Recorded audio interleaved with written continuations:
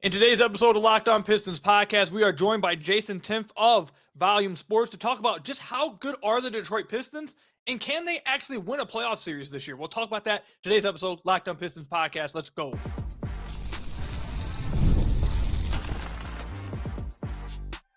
You are Locked On Pistons, your daily Detroit Pistons podcast, part of the Locked On Podcast Network, your team every day. What's the deal? Welcome back to another episode of the Locked On Pistons podcast. Per usual, I'm your host, Ku Khahil. You can find me over on Twitter at Ku Khahil. I want to thank you guys for making Locked On Pistons your first listen of every single day. We're free and available on all your podcast platforms. If you haven't already, head to the YouTube channel at Locked On Pistons, hit that subscribe button, or leave us a 5-star review on whatever podcast platform you're listening to this on. That's another great way to support the podcast. Make sure you guys are also going to the playback room. I'll link it down below to watch all Pistons games with us. It's been a lot of fun interacting with all you guys. So if you haven't already, I'll link it down below so you guys can join that. And today's episode is also brought to you by FanDuel. Right now, new FanDuel customers can get $150 in bonus bets if your first $5 bet wins. Like I said in the intro, we are joined by Jason Timpf of Volume Sports, the host of Hoops Tonight. I'm sure you guys follow him on Twitter. He's a great content creator, breaks down the game of basketball really well. I've followed Jason for a while now. Really a fan of your work, Jason. Appreciate you coming on and making time to talk about the Pistons, who I don't think that, I mean, if we asked you before the year, do you think you'd be getting invited on to talk about how good the Pistons are? Do you think that's something that would have been happening? Well, that's the funny part is there have been like fun, scrappy Pistons teams over the years. We look back at the Stanley Johnson first round series against LeBron, for instance. But like since 2006, 2007, this is the first time there's been like real, like big picture optimism. Like, oh, we can be really good, like actually win a few playoff series good within the next couple of years. And so I know it's been a long drought, but I'm sure you guys are very excited and there's a lot to really be excited about. I'm excited to talk about it today. So let's go ahead and get into it, man. Like I said, I've said this on many episodes the last few weeks. This team has blown by every expectation possible that could have been had for them. I don't think even the most optimistic Piston fan could have imagined this team winning 8 in a row, capping it off with beating the Boston Celtics, the reigning defending champions, like they did by 20 points. So they're playing great. Today, I want to talk with Jason about just how good the Pistons are, what's been most impressive about them and their young core, and can they actually win a playoff series this year? But let's start off with this. Jason, how good do you think the Pistons actually are right now? Like where do they rank right now for you within the NBA, within the Eastern Conference? They're a really good team. I would put them in like the third tier. If I was listing teams, there's like your top tier, which is going to be your OKC, Boston, and Cleveland. These are the teams that are, at least within the regular season context, kind of they don't really have a big weakness. They have smaller weaknesses that teams can exploit, but they don't have any sort of big weakness. And then you have the second tier. These are all the teams that have like really high upside, but teams that have some flaws. Think like the Denver Nuggets, the New York Knicks, the Los Angeles Lakers, those sorts of teams. To me, the Pistons fall in that next tier where it's like, I don't really think they have much of a realistic chance to win the championship. I don't think there's delusions of grandeur among Pistons fans that that's the goal here. It's more just, let's see what this team is capable of in the playoff context. And what I look at it as when you're looking at a really good playoff team, you want to have a problem that you present teams on both ends of the floor. And the first thing is they're demonstrating in this run just how physically imposing they are. They're top 5 in offensive rebounding, top 5 in defensive rebounding, top 5 in defense. They are mauling teams all over the floor because they have Asar Thompson that they could put on the other team's best player. They have even their lesser perimeter athletes playing really well. Like I've been blown away by like Tim Hardaway Jr. and some of the stuff he's doing on defense during this run. I think a huge part of it too is the physical centers. Like Stu and Duren are just total ass kickers on that back line. And like, I think this kind of dawned on me in the Dallas build last year with Gafford and Lively. When you can put 48 minutes of good center play on the floor, it has such a floor raising effect. And I think that has been even increased in recent years, I should say in the last year or so, because the league has allowed more physicality. And so having big, strong dudes on the back line, and by the way, Tobias Harris is a big, strong dude too. He's a lot of these older guys that they brought in, they're veteran players that are bigger and stronger at their position. Cade is just bringing that physicality on a possession by possession basis. And so on the defensive end, it's this physical mauling effect. And then on the offensive end, it's a simple combination of shot creation and play finishing. Like, shot creation has always been there with Cade, but it's taken a leap, as we all know. But you got to have guys who can finish plays. And they've got, one of the very best jump shooters in the league this year in Malik Beasley. I want to talk about him a little bit more in a minute because, like, he's just turning into a bucket getter too, like a straight up bucket getter. Like, it's not even just shooting, it's he's getting buckets like in all different ways, off the move, off the dribble, in the mid range, that sort of thing.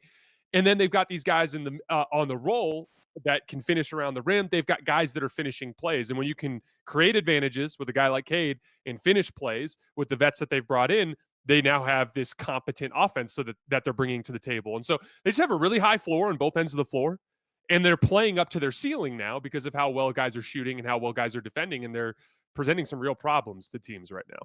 Yeah, you mentioned Malik Beasley, so let's go ahead and get to Malik Beasley. I saw Zach Lowe tweet this out the other day.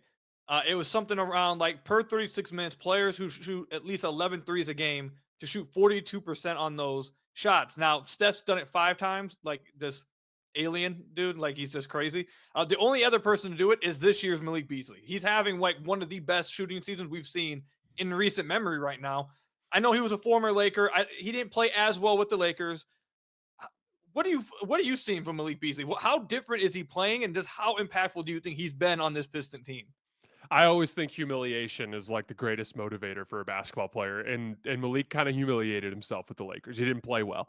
And then he went to Milwaukee, and he kind of like in that opening presser and on media day, he straight up told Milwaukee fans, like he said, like, I was in a bad spot. I kind of feel bad for shooting poorly for the Lakers, but I'm going to be better. And to his credit, he's been way, way better. I think the most interesting part there is the volume. There are a lot of guys in the league that can knock down open shots. Like, that's not necessarily a groundbreaking talent. In order to get the volume up to where Malik has been, and that's the key element there that Zach Lowe is referencing. It's like to be able to get off that many threes per 36 minutes, but also to be able to hit them at an efficient enough rate requires a certain amount of like getting open. And the key there is he's a very good athlete. Malik's always been a very good athlete, even dating back to when he was with the Timberwolves. Like, he's an athlete. There was a play even in transition there against the Celtics where he kind of popped up off the ground off his left leg and looked like he dunked it with his elbow around the rim. Like, Malik's a very good athlete. And so movement shooting is all about being able to sprint, but then stop on a dime and rise up and go straight up and down and knock a shot down. And he's got excellent footwork running to his right, excellent footwork running to his left. He's got the pump fake stuff, the extra dribble stuff to get a little bit of separation. And then one of the big things is he shoots the ball up, which has allowed him to get shots off over tight contests. And one of the big things that stood out to me in the last couple of weeks, like, he is got the mother of all green lights. Like, he is. Yes. If he catches and a dude's all over him and he thinks that the dude doesn't have his hand in the shooting pocket, he'll just rise up over the top of that guy. Even if I saw him take one against the Pistons early where he was like 3-4 feet behind the line and he took a smothered kind of like face up 3. And it's like, he just has added a bunch of these different elements that have allowed him to get more attempts. And then because he's been shooting the ball so well, he's put in the work behind the scenes after that Lakers season. He's just turned himself into one of the best shooters in the league and made himself a threat when teams overplay him by putting the ball on the floor, using pump fakes and things along those lines. He's just a bucket getter. And like, dude, he blew that game open against the Celtics. Like that is a huge upside for this team, is that at any given moment, Malik might get going crazy. Cade's amazing at hunting him, particularly in transition. It's just a beautiful fit to have a couple of guys like him and Tim Hardaway that can just be gunners off of Cade in those situations.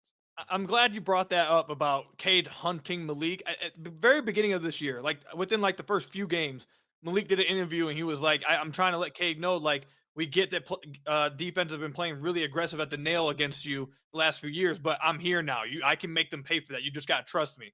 And that was something they had to work through like the first week and a half. First, it was very quick they worked through it, but it was something they had to work through at the beginning of this year, because that's one of the biggest things Cade's had to deal with the last few years. Just so much attention in the gaps, such aggressive defense at the nail, because people just didn't really respect one pass away. Now that space is being completely left wide open because Malik has just been killing them all year with any kind of help into the gaps. Malik's just draining it. He's been just killing them with it. And I remember we had a podcast earlier in the year. I was going through who has received the most amount of points per possession on an assist from Cade. And it was by far and away Malik Beasley. Like most assists, most points per possession. It was crazy how much offense that duo was generating for the Pistons at the beginning of this year, and it's obviously translated the rest of the year. But another thing you mentioned I really agree with as well is that it's not just Malik, but also THJ. Having THJ is nowhere near as consistent as Malik, but he's another one of those guys that just randomly could just pop off for like 6 threes out of nowhere. Like he can get cold.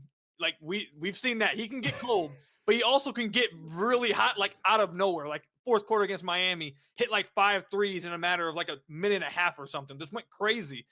So having those type of players that can just explode as veterans, I think has been big time. And like you mentioned, the volume shooting, we've brought that up a lot with Malik.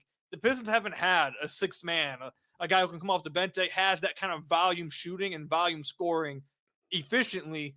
I can't remember like the last time they had someone like this at all. And you need someone like that can just be a spark plug, come in and instantly provide that type of offense for you. I think the veterans have been fantastic. I think that those are all great points from you. Real quickly before we move on to the young core, and I want to pick your brain on what's most been impressive about the young core. What have been your thoughts on? Obviously, you kind of referenced them, Tobias Harris. I just want to give him some love real quick and talk about him just real quickly because obviously he was kind of thrown out from Philadelphia, and a lot of people felt very strongly by his time in Philadelphia, especially at the end. How have you felt about his play with the Pistons so far? Well, I think part of the issue in Philly was he really dropped out of the initiation part of their offense and became like a play finisher. And while Tobias can do that sort of thing, I think when you operate more as a play finisher, there's so many wild oscillations game to game in your rhythm. Like, oh, in this particular night, they're not helping off of me as much. I'm not getting attempts. Or like in this particular night, I'm getting all sorts of attempts. I'm in a great rhythm, right? And like, I think the injury to Jaden Ivey has forced them to lean on him more as a little bit of an initiator, especially out of the post.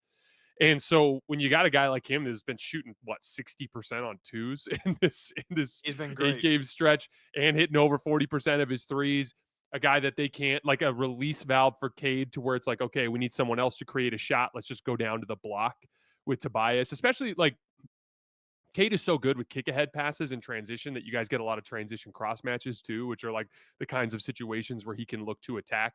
But I think a big part of it is just rhythm. Like I think Tobias is the kind of player that if you ask him to just be Michael Porter Jr., he's going to fail at that because he's not particularly big and tall. He's not particularly amazing as like just a sniper of a three-point shooter or particularly amazing at driving closeouts. He's pretty good at all of those things, but one of his advantages is like he can back dudes down and get into the, 10 to 12 foot area and create shots for himself and create shots for others. And so I think like he's almost best used in this type of role where he's like a second side creator because you're going to get more out of him.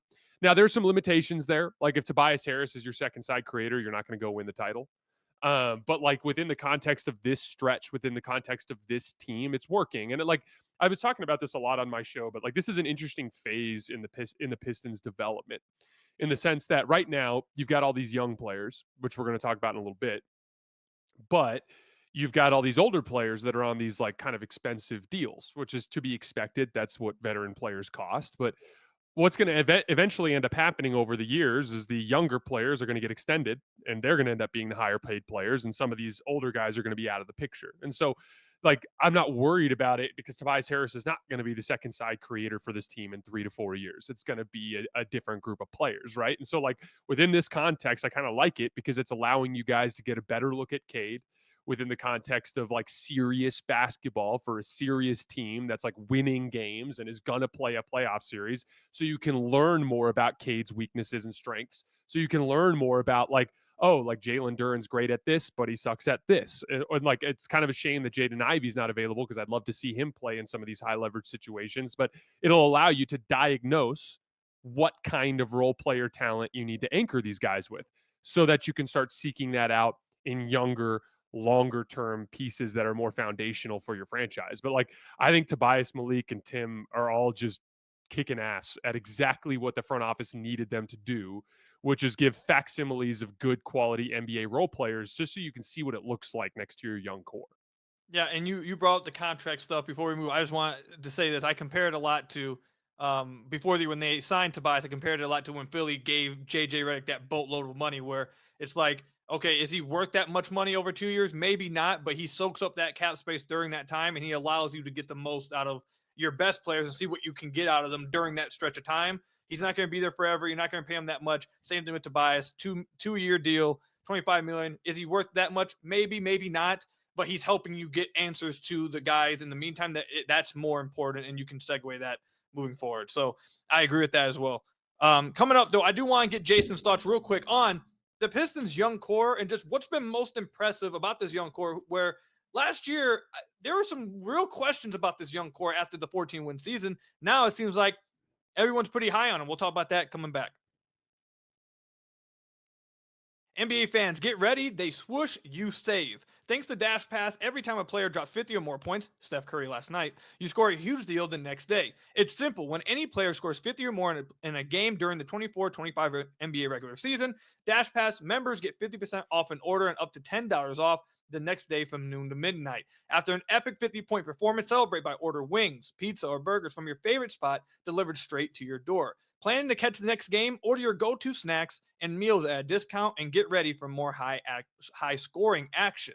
Sign up for Dash Pass today and be ready to save. When any player scores 50 or more in a game, Dash Pass members get 50% off any order the next day, up to $10 off. Just use promo code NBA50 from noon to midnight after a 50-point game on eligible orders at participating merchants. Must have an active Dash Pass account. Terms apply. Visit DoorDash to learn more with, again, DoorDash. So I want to thank you guys again for making Locked On Pistons your first listen of every single day. We're free and available on all your podcast platforms. If you haven't already, head to the YouTube channel at Locked On Pistons. Hit that subscribe button or leave us a 5-star review on whatever podcast platform you're listening to us on. That's another great way to support the podcast. All right, Jason. So heading into last year, I feel like there was pretty good optimism around the Pistons young core heading into the season. I mean, I thought at the time people weren't like destroying the Monty Williams hire. I think a lot of people actually, at least from what I saw, thought it was a fine hire. But then obviously last season happened. 14 wins happen. Monty goes. Troy Weaver goes. There's questions about, can this guy fit? Is this guy actually as good as we thought he was? Is this guy going to fit? There are so many questions around this young core. I think people may often forget that because how good it is right now. But there were legit questions before the year about, is this even the young core of the future now? Like after winning 14 games, now we're here. They're playing extremely well. They're blowing past every expectation. What's been most impressive to you about this young core that consists of, you mentioned obviously Jay and Ivy, who's out, but also obviously Cade, Sar, JD, Stu, all these guys? So to me, you're looking at like a set of responsibilities you need to fill on both ends of the floor. And so there's like a mandatory, if you're going to be a serious team in the big picture, you need to have a true like world shifting type of star talent. And I think Cade has like resoundingly demonstrated that this year. So that's more important than anything else we're going to talk about in the next couple of minutes. Yep. Like that's just, you just take that, set it to the side. Like so many teams in the league wish they had that and they don't. And that's why there's so much excitement surrounding the team, right? From there, you're looking at these different roles. And like, do I think Jaden Ivey's perfect? No. Like, he leaves a little bit to be desired as a rim protector, but he's also kind of limited defending on the perimeter, which is like a kind of a weird confluence of traits there. But he also is really good in a bunch of other ways. He's excellent rebounder. He's just an ass kicker, physical player underneath the basket, like him and Stu, but Jalen particularly really ate Zubac up the other night. Like just were beating him up on the ground and winning that battle, which took away a significant chunk of the Clippers offense, which is playing through Zubac in the post. And so like, he's also a guy that can catch and finish in traffic. Like Duran's got like other traits that he's good at. So like, is Duran going to be a star level center? No. And so like, yeah, if like you got to try to get him at a discount on his rookie extension, hopefully on a deal that's like somewhat team friendly. But at the same time, like, I think like there's a little bit of a tendency for teams to be like, oh, this guy's not the right guy. Let's trade him. Let's look for something else. And I want to be like, you better have a plan then. Like you better have a plan for what you're using to fill that spot, right?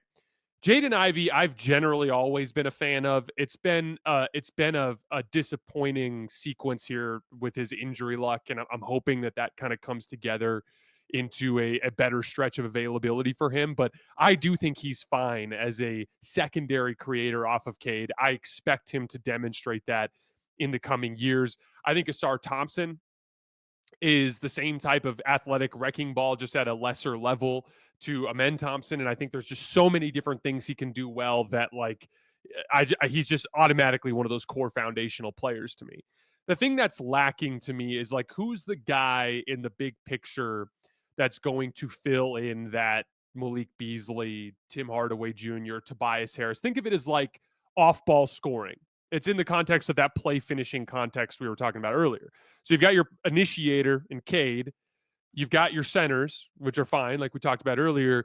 Who's the big picture option? Because you can't have Asar Thompson and Ron Holland both on the floor at the same time. Your spacing is going to be an absolute nightmare, right? So, like, there's got to be a really a deliberate attempt in the next few drafts to try to find players that are play finishing types of talents. This is like, obviously he's a number 1 overall pick, but think about a Zachary Rissache, right? Think about like a guy like Keegan Murray on the Sacramento Kings, like hunting these guys that are maybe because what's going to happen is, as the Pistons win more games, they're going to be drafting in the middle of the first round. And that's actually kind of a sweet spot to find these types of players. These like 3rd or 4th year college players who are 6'7" to 6'9", who at the college level have just been role players. They are off-ball defenders, rebounders, guys who can knock down 3-point shots and drive closeouts. Those are the types of guys that they need to start hunting like now. And that needs to be like the primary goal of the front office in the draft over the course of the next couple of years. And like, I don't think Cade's Wemby. And what I mean by that is, like, I don't think Cade's the guy you need to rush to get a championship caliber roster right now. Like, I think this is something that can be built out over the next couple of years. But that's the one thing that I see sorely lacking out of the young player talent. It's just basically off-ball scoring on the wings.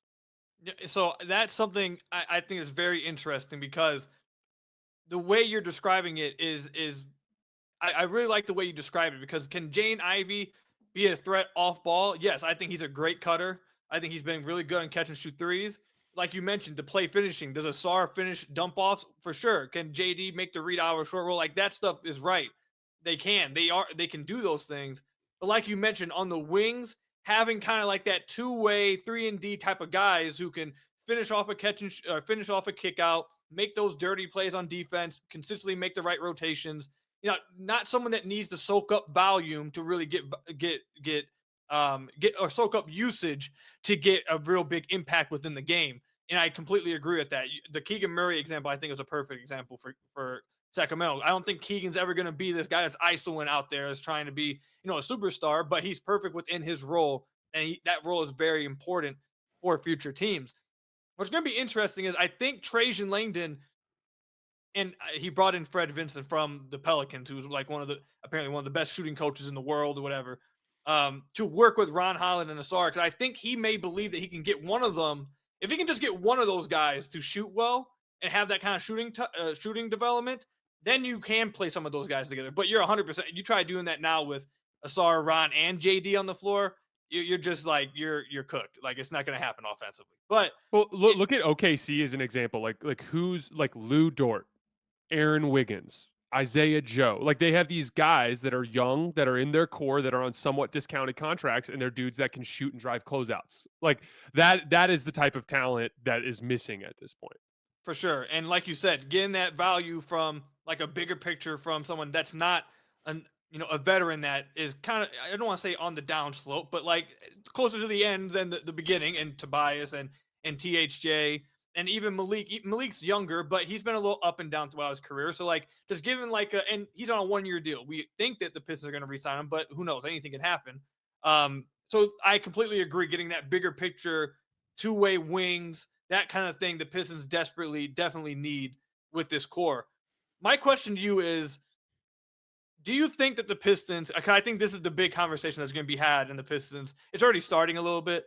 But once this season ends, and like, now you have expectations, and it's not just, let's just see what these guys can do. They've blown us all away. Do you think the Pistons have the second guy on this team? Like, I think a lot of people believe Cade is the dude. Okay, he's the franchise guy. There you go. You got your franchise. You need someone else. You need like you need Robin to his Batman. Like, do you think the Pistons have someone on the roster that could become that, or do you think that's something that they're going to have to go hunting for eventually? Not immediate. It doesn't have to be immediately, like you said, but do you think eventually that's going to be the next piece they have to try to get? So you keep an eye open because we don't know with Jaden Ivey, right? Like we don't know yet. Like I'm optimistic about it. You maybe as well, but it hasn't like actually come to fruition as an on-court product in a large sample in serious basketball yet. Like that's the thing we're waiting on. So you keep an eye open. Like if you got the 13th pick next year or something like that, and or the even maybe a little bit later, like 17th, 18th, because they're playing so well. Like if you have a pick that's in that range and your scouting department goes like, hey, we really think this guy might be capable of being a legit secondary creator, especially like think about the Dallas Mavericks context too with Jalen Brunson, where it's like you can imagine a situation where they build out an offense where you have all these play finishers and it's like, okay, here's our pick and roll guys that are rolling to the basket. Here's our guys who are 3-and-D guys, but they're pretty good in the corners. They kind of need to be in the corners. Okay, here's our like deadly above the break 3-point shooters. Here's our 4-out-1 in spacing. We got guys in the corners. We have our roll man who's rolling to the basket, and we have a shooter above the break there on the side. You set up like a configuration for offense where you can get another pick and roll player. Like look at what Dallas did with Jalen Brunson. By the way, at that point in time was really good, but he's not the Jalen Brunson that he is with the Knicks now. Like, but he was awesome within the context of the Mavericks because he basically came in the game and played Luka ball and just kind of did the same sort of thing and it worked. So like, yeah, if you look at a free agent signing that your scouting department really likes or a draft pick that your scouting department really likes where you're like, this guy can kind of do like 80% of what Cade does like with a bench group, like let's get this guy. Like, yeah, you keep an eye open for that sort of thing. But the reality is like we talked about earlier, there's no desperate urgency. Like even above and beyond Cade's development, this Pistons team's just not ready to compete with the Clevelands and the Bostons and the OKCs of the world anyway. Like you almost want to wait a couple of years before you really go for it because you need like a new era of contenders for them to kind of like slide up into that group, right? And so like at this point, it's just in the short term while you're waiting to see if that sort of opportunity appears, you got to give Jaden those opportunities and you've got to give him as much of it as possible so you can make a really clear decision about whether or not he's that foundational guy. And if he's not, then you enter into a different conversation because if he's not, but he's also not good enough at role player stuff, then you may need to move on from Jaden. So like and maybe Jaden becomes the piece that you use to try to hunt down that type of player, right? So like it's complicated. You always keep your eye open, but like at the end of the day, we don't know yet about Jaden. It's just going to take more time. Yeah, I think that's the toughest thing about all this is that all this is everything that's happening has been great, but it's been 3 years now, and it feels like you really have just not gotten, or not 3 years, but yeah, it's been 3 years that you just really haven't gotten like that sample size that you'd like to get to know. Okay, we know Jaden Ivey is an NBA player, obviously, but we haven't gotten the sample size. Okay, is he the second guy with Cade? Can those two guys lead? Like, just haven't been able to get the sample size. Cade was hurt 1 year, now Ivey's hurt this year. It's just they haven't really been given that enough of that sample size. Ivey looked really good before he went down, but even still, that's only until December. Like, you just haven't been able to get a good sample size yet to really understand exactly what is there yet. So, and I really love the point you brought up about the next crop of contenders because it's going to be hard to crack the Boston Celtics. You kind of want to wait them out, if so to speak. Exactly. Like, wait their run out, and then see if you can be a part of that next run of guys that teams that come up and take over the conference at that point. But coming up, I do want to ask Jason this question, which is the question I've been asked by all the listeners and all the fans, like consistently, DMs, comments, all over the place. Do you think the Pistons will win a playoff series this year? We'll talk about that coming up. It's your guys' favorite sponsor, FanDuel. When the game tips off, the NBA action is just getting started. And there's no better place to get in on the action than with FanDuel, FanDuel, America's #1 sportsbook. With FanDuel, you can place live bets throughout the game. So even if you missed the opening tip-off or want to bet on a fourth quarter comeback, you can stay in on the action. And if you're looking for a bigger payout, you can even combine your live bets into a same-game parlay. I've told you guys this many a times before. I started using FanDuel a few years ago. I haven't stopped using it since. It's super fun to use, super self-explanatory, super easy to use, but obviously, most importantly, it's super fun to use. Right now, new FanDuel customers can get $150 in bonus bets if your first $5 bet wins. Just visit FanDuel.com to join today. That's FanDuel.com for your shot at $150 in bonus bets. Make every moment more with FanDuel, the official sports betting partner of the NBA. So I want to thank you guys again for making Locked On Pistons your first listen of every single day. We're free and available on all your podcast platforms. If you haven't already, head to the YouTube channel at Locked On Pistons. Hit that subscribe button or leave us a 5-star review on whatever podcast platform you're listening to this on. That's another great way to support the podcast. As we're recording this on the 28th. The Pistons are currently sitting at the 6th seed as we're recording this. They're one loss behind Milwaukee. They're 2 losses behind Indiana. They have the same amount of wins. They've just played more games. They're a half a game behind Milwaukee, game behind Indiana for the 4th seed. The teams above them, I think you were right earlier in the podcast when you mentioned there's like tiers here. For me in the East, it's clearly Cleveland and Boston at the top. Then you got kind of that second tier. I think, at least for me, New York's kind of in it by itself, and it's kind of like you don't really know, like you don't think they're going to beat, at least I don't think they're going to beat Cleveland or Boston, but they should be able to win one series, like that kind of area. And then you got like, I think 4 through 7, where it's kind of like, or even 4 through 6 really, because Orlando's kind of going through it right now. But that 4 through 6 area where it's like, there's potential upside, but what's really going to, where are they going to end up at? Do you think the Pistons have an opportunity to win a playoff series? Like, I don't think they have zero. Like, let's just be real. Like, they're not going to beat the Celtics in a playoff series. They're not going to beat Cleveland in a playoff series. Could they beat New York? Could they beat Indiana or Milwaukee? Where do you think? Absolutely, they can. I mean, so like the way I look at it when I look at the standings, they're not slipping down to 7 unless there's a catastrophe like Cade gets hurt. So like they're either going to face Indiana, Milwaukee, or New York in the first round. I think all of us would be foolish to pick the Pistons in any of those series because they're all older, more experienced, probably a bit more talented.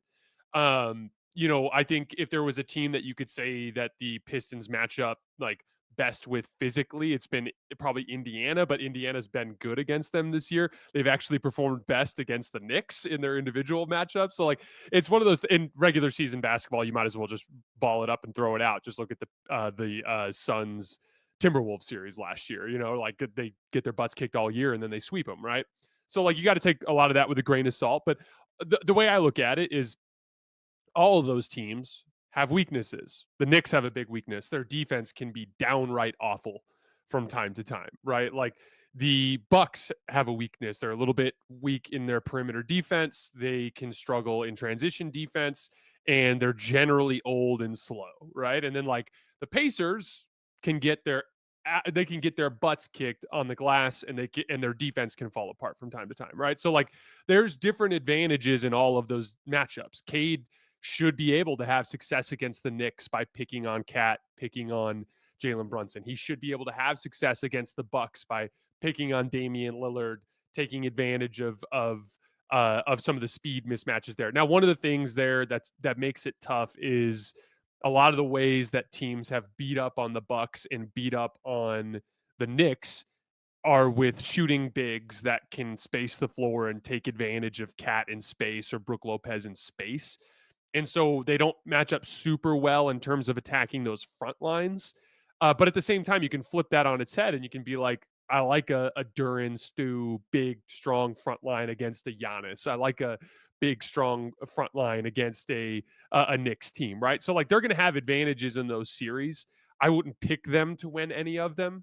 But again, I think it's more about like, we're going to get a really good look. It would be way worse if they fell to 7 and they ended up in a first round series against a Boston and they just get smashed and you don't feel like you learn much.